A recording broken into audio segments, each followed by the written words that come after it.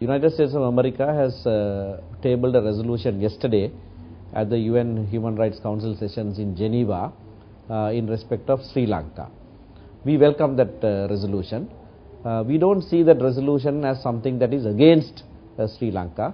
That's a false belief.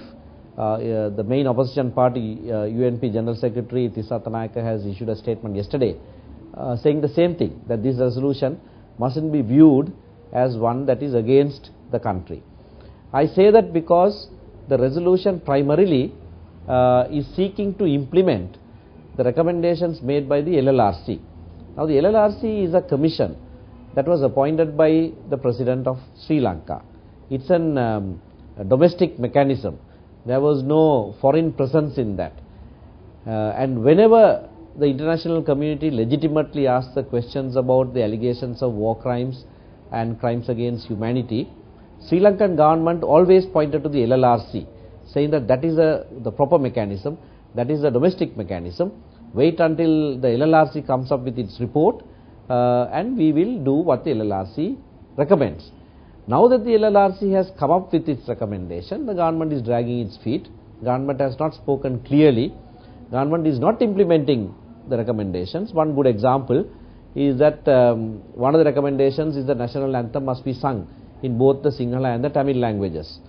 Even this year's National Day, 4th of February, His Excellency the President, in his speech, he said that they were implementing the LLRC recommendation, but that function itself, national anthem was sung only in Sinhala. So even that small recommendation, the government is unwilling to implement, and that is why the international community has now, after the lapse of 3 years, has taken it up and is asking the question, all right, we gave you the time and the space for 3 years for you to do your own investigation, for you to come up with your own mechanism. Now that has come, a recommendation has been made, but you are not doing it. So the resolution says they encourage the Sri Lankan government to implement their own commission's recommendation, and they are offering technical assistance in carrying that out. And that's a good thing, because these matters, particularly war crimes and crimes against humanity, is not a matter for any domestic government. When it concerns human rights and international humanitarian laws, those are matters in which legitimately the international community can have a stake in, and so it's a legitimate exercise of the international community's concerns regarding these matters. And so our position is that since the Sri Lankan government has not clearly given a signal that they will implement the LLRC recommendation, now the international community must come and encourage and use their good officers to have those recommendations implemented. Now, with regard to the TNA took a decision not to be present at Geneva because we have no place there. That is, we are part of a state here. We are a political party and we are part of the state structure here. What happens in Geneva is an interstate mechanism between states, and there are 47 countries that have membership with voting there. So we don't have a due place there. That's a matter between the countries. We can canvass certain positions, but we did not want to do that because we are part of this country. We don't want anything against Sri Lanka to happen. We want Sri Lanka to move forward and find reconciliation. But that reconciliation must be true reconciliation. It shouldn't be on the surface.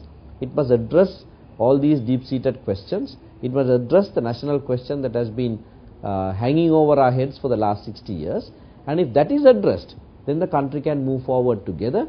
As true Sri Lankans, we would want to see this country flourish as a multi-ethnic, multi-religious, multilingual, plural society.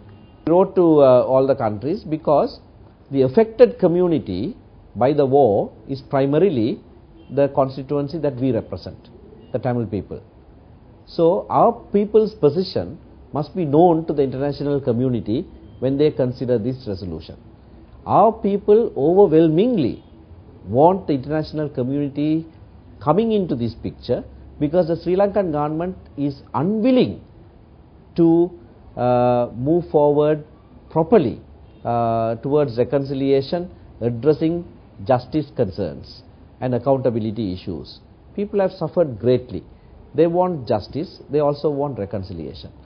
So representing our people's feelings to the international community was important at this stage. They should know what the actual victims want in this situation. So we have communicated what our people want. US has brought this resolution.